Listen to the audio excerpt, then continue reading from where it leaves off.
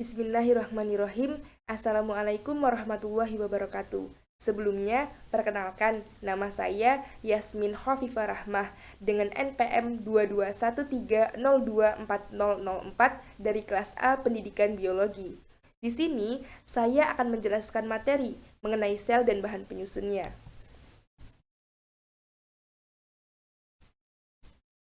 Sel adalah struktur kecil dari organisme. Ukuran dan struktur sel sedemikian kecilnya untuk dapat dilihat. Pengorganisasian bagian-bagian sel berkomunikasi dan bekerja sama untuk melakukan sebuah fungsi. Sel merupakan suatu sistem yang sangat kompleks dan memiliki mekanisme kerja yang canggih atau modern, dinamis, dan hidup.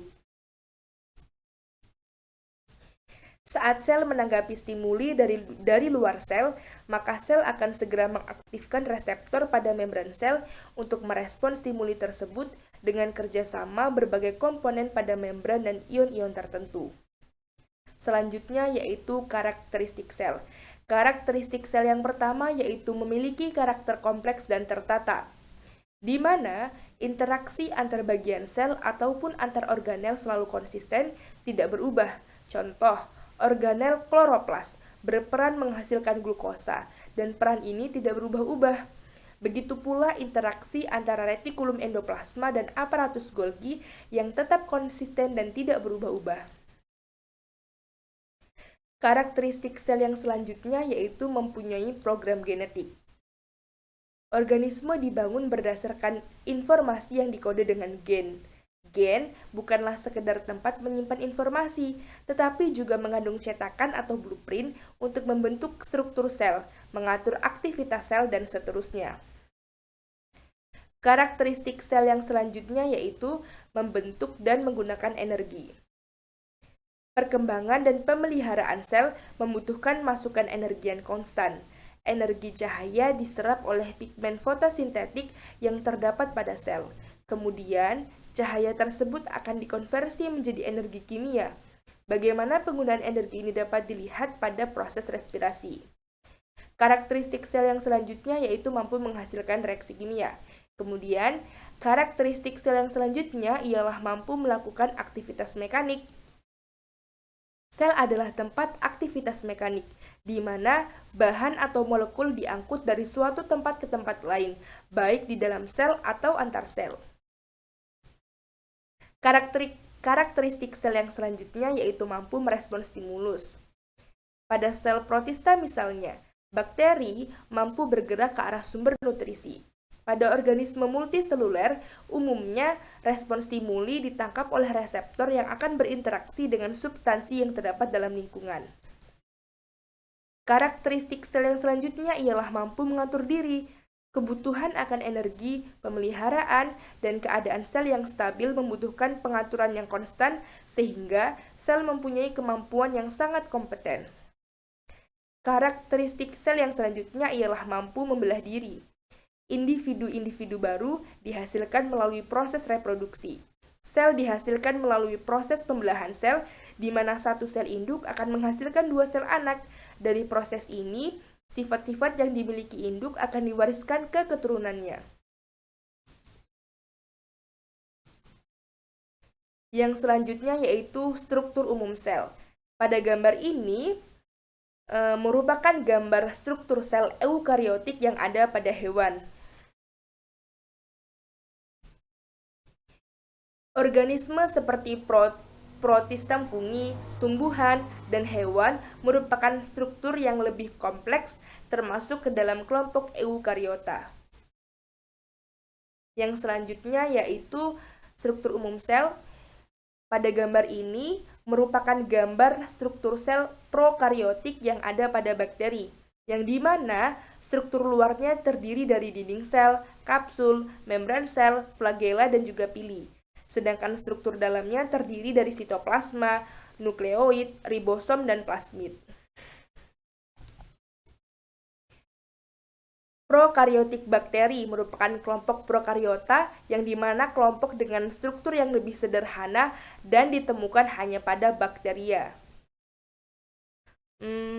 Pada video berikut ini dijelaskan bahwa struktur sel terdiri dari membran sel dan protoplasma. Membran sel ini memiliki komponen yang berfungsi untuk merespons stimuli dari dalam sel. Untuk penjelasan lebih lanjutnya mengenai struktur sel eukariota, teman-teman dapat melihat lebih lanjut video yang ada di sini sampai dengan selesai.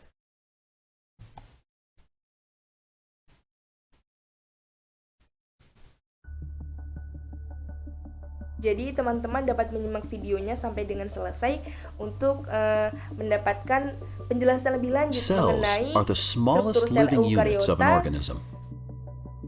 All cells have three things in common, no matter. Baik, yang selanjutnya adalah karakteristik yang sama antara sel prokariota dan eukariota. Yang pertama yaitu susunan plasma membran. Yang kedua, informasi genetik yang dikode DNA menggunakan kode genetik. Yang ketiga, mekanisme transkripsi dan translasi informasi genetik termasuk ribosomnya. Kemudian yang keempat, terdapat pemisahan jalur metabolisme, misal glikolisis dan TCA. Yang kelima, aparatus untuk konfirmasi kimia seperti ATP pada prokariota terdapat di membran plasma dan pada eukariota terdapat membran mitokondria. Yang keenam, mekanisme fotosintesis antara cyanobacteria dan tumbuhan hijau daun. Kemudian yang ketujuh, mekanisme untuk sintesis dan penyelipan atau penambahan protein membran. Lalu yang kedelapan, proteasom atau struktur protein digesti sama susunannya. Selanjutnya yaitu karakteristik yang hanya ditemukan pada sel eukariota dan tidak ditemukan pada sel prokariota. Yang pertama yaitu pembelahan sel pada saat membentuk nukleus dan sitoplasma, dipisahkan oleh selubung nukleus yang mengandung struktur pori kompleks. Yang kedua, kompleks kromosom tersusun oleh DNA dan gabungan protein yang mampu memadat menjadi struktur mitotik. Lalu yang ketiga, mempunyai kelompok organel membran sitoplasmik, termasuk retikulum endoplasma, aparatus Golgi, lisosom, peroksisom, dan gliksisom.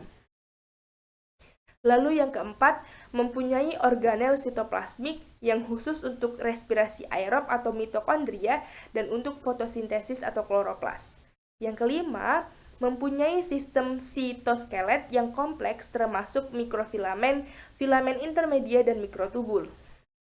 Yang keenam, mampu memasukkan cairan melalui penyelubungan berupa vena membran plasma atau endositosis dan fagositosis. Yang ketujuh, dinding sel mengandung selulosa pada tumbuhan.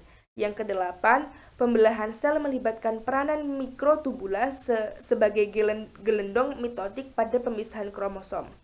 Yang kesembilan, terdapat 2 kopian gen per sel atau diploid yang dimana masing-masing berasal dari induknya.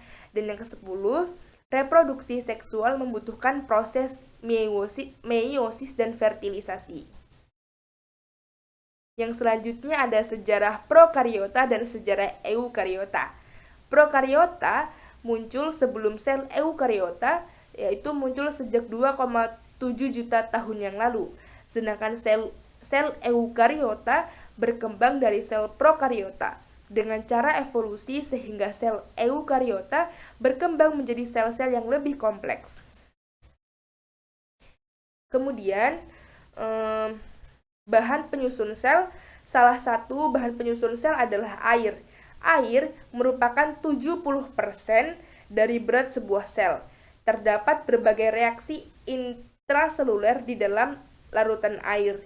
Di dalam sel air ini digolongkan menjadi 3 jenis, yaitu yang pertama, air intramolekuler merupakan bagian molekul protein.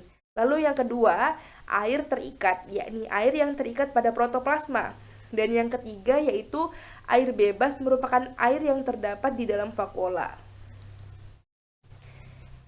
Dan yang terakhir yaitu ada 8 karakteristik sel. Yang pertama, sel sangat kompleks dan terorganisir. Yang kedua, mempunyai program genetik. Yang ketiga, mampu membentuk dan menggunakan energi. Yang keempat, mampu menghasilkan berbagai macam reaksi kimia. Yang kelima, mampu melakukan aktivitas mekanik. Yang keenam, mampu merespons stimuli. Yang ketujuh, mampu mengatur diri. Dan yang kedelapan, mampu membelah diri. Baik, sekian materi yang dapat saya sampaikan. Kurang dan lebihnya saya mohon maaf. Saya akhiri. Wassalamualaikum warahmatullahi wabarakatuh.